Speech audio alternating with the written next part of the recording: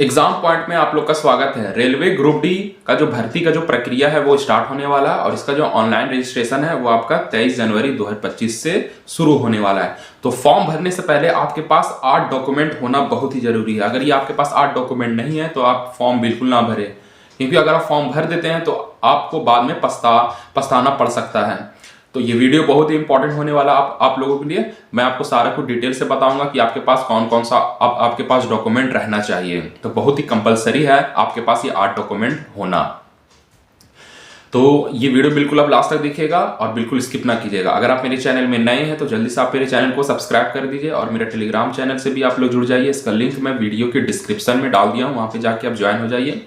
वहाँ पे आपको हमेशा गवर्नमेंट जॉब वैकेंसी के बारे में आपको हमेशा नई नई अपडेट मिल जाएगी। तो चलिए वीडियो को शुरू करते हैं। तो जैसा कि आप लोगों को पता है कि इसका जो रेलवे ग्रुप डी का जो भर्ती का जो प्रक्रिया है, जो ऑनलाइन रजिस्ट्रेशन है, वो 23 जनवरी 2025 से स्टार्ट होने वाला है। और लगभग टोटल जो पद आपका जो टोटल पोस्ट आपका आने वाला है 32,000 से भी ज़्यादा आपका जो वैकेंसी है वो आने वाला है 10+ ITI वालों के लिए। ठीक है, और इसकी जो लास्ट डेट रहेगी वो 22 फरवरी 2025 इसकी लास्ट डेट है। और इसकी जो डिटेल नोटिफिकेशन जो आएगी आपका 22 जनवरी 2025, यानी कि फॉर्म भरने से एक दिन पहले आपका डिटेल नोटिफिकेशन जारी कर दिया जाएगा। तो चलिए वीडियो को शुरू करते हैं। आपके पास कौन कौन सा डॉक्यूमेंट होना चाहिए। तो सबसे पहले मैं आपको बता देता हूँ कि आपके पास ईमेल एड्रेस आपका पर्सनल आपका होना चाहिए और फिर आपका मोबाइल नंबर आपका होना चाहिए। दोनों आपका एक्टिव होना चाहिए, बिल्कुल चालू होना चाहिए। तो सबसे पहले अगर आपके पास ईमेल आईडी आपका पर्सनल नहीं बना हुआ है तो सबसे पहले बनवा लीजिए। सारा कुछ आपका जो प्रोसेस होगा रेलवे भर्ती बोर्ड का, वो सारा आपका ईमेल आईडी और मोबाइल नंबर के जरिए ही किया जाएगा। ठीक है, पहला आपके पास ईमेल एड्रेस आपके पास बिल्कुल वैलिड होना चाहिए, बिल्कुल एक्टिव, बिल्कुल स्टार्ट होना चाहिए। दूसरा आपके पास मोबाइल नंबर होना चाहिए।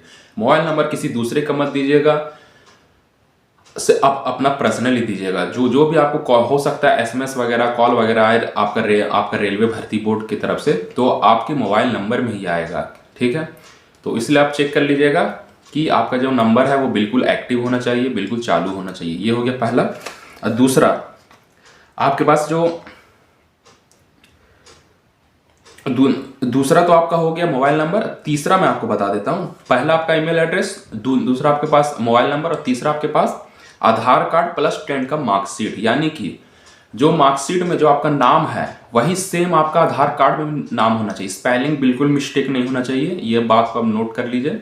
जो आपका आधार कार्ड में जो नाम है वही सेम बिल्कुल स्पेलिंग के साथ बिल्कुल सेम आपका 10 के मार्कशीट में भी होना चाहिए। इसलिए कोई भी अगर आपके आधार कार्ड में या फिर मिसमैच नहीं यानी कि मैच नहीं कर रहा है तो आप जाके सबसे पहले सुधरवा लीजिए ये काम कर लीजिए। ठीक है, दूसरा हो गया तीसरा हो गया। चौथा आपके पास जो होना चाहिए आधार कार्ड प्लस मोबाइल लिंक, यानी कि आधार कार्ड का मोबाइल नंबर से लिंक होना जरूरी है। जो आप अपना रजिस्ट्रेशन के टाइम में जो मोबाइल नंबर देंगे वही सेम नंबर आप अपना आधार कार्ड से लिंक करवा लीजिए, ये होना चाहिए। ठीक है, चौथा हो गया। और जो पांचवा जो आपके पास होना चाहिए वो आपका एज प्रूफ, यानी कि जो एज प्रूफ के लिए आपके पास date of birth certificate plus आपका जो 10 का मार्कशीट है वो आपके पास अवेलेबल होना चाहिए। तो 10 का मार्कशीट बिल्कुल जो आपका डेट ऑफ बर्थ है वही सेम होना चाहिए आपके डेट ऑफ बर्थ सर्टिफिकेट में प्लस आपका 10 के मार्कशीट में। तो ये आप चेक कर लीजिएगा, ये सारा कुछ जल्दी से आप चेक कीजिए। अगर कुछ गड़बड़ है तो आप सुधरवा लीजिए अभी जाके, क्योंकि अगर ये आपका मैच नहीं करेगा तो आपका डॉक्यूमेंट वेरिफिकेशन के टाइम बहुत बड़ा प्रॉब्लम हो सकता है आपको रिजेक्ट भी किया जा सकता है। और 6 जो छठा होना चाहिए आपके पास फोटो में। जो सबसे ज़्यादा जो फॉर्म जो रिजेक्शन होता है, जो फॉर्म रिजेक्ट होता है वो फोटो के लेकर होता है। तो इसका जो डिटेल नोटिफिकेशन जब आएगा 22 जनवरी को तो उसमें सारा कुछ मेंशन किया रहेगा, लेकिन मैं आपको कुछ इंपॉर्टेंट बात बता देता हूँ। फोटो आपका कैसा ना, फोटो जो होना चाहिए जो आपको बोलेगा, जैसे कि आपको रेलवे भर्ती बोर्ड बोलेगा कि इसका जो बैकग्राउंड होना चाहिए वो वाइट होना चाहिए, तो लाल पीला नहीं होना चाहिए, ये ख्याल रखिएगा। और टोपी बिल्कुल कैप वगैरह नहीं पहना हुआ होना चाहिए फोटो जब भी खिंचवाइएगा। और फिर आपका जो अगर आप चश्मा पहनते तो बगैर आप चश्मा का फोटो खिंचवाइएगा।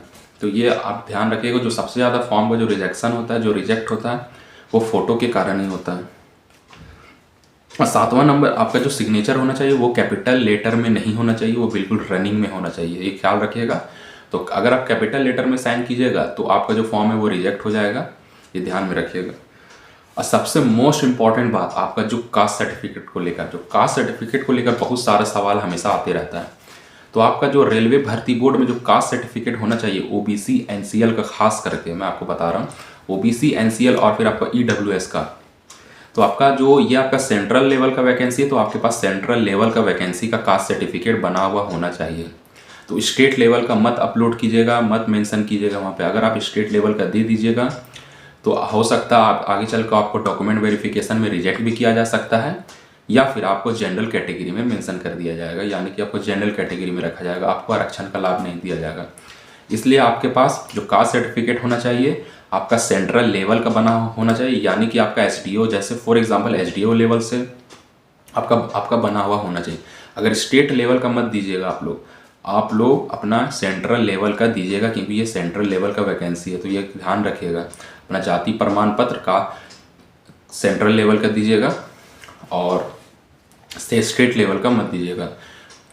तो ये रहा आप लोगों के लिए इम्पोर्टेंट अपडेट।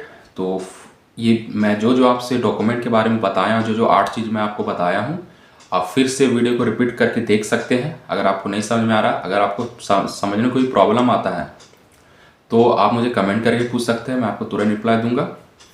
और मेरा टेलीग्राम चैनल से आप लोग जुड़ सकते हैं, वहाँ भी आप कमेंट करके पूछ सकते हैं, वहाँ भी मैं आपको तुरंत रिप्लाई दूंगा। तो मेरा जो एग्जाम पॉइंट से जो मेरा टेलीग्राम चैनल है, इसका लिंक मैं वीडियो के डिस्क्रिप्शन में डाल दिया, वहाँ पे जाके आप ज्वाइन हो जाइए। वहाँ पे आपको हमेशा नई अपडेट मिलेगी।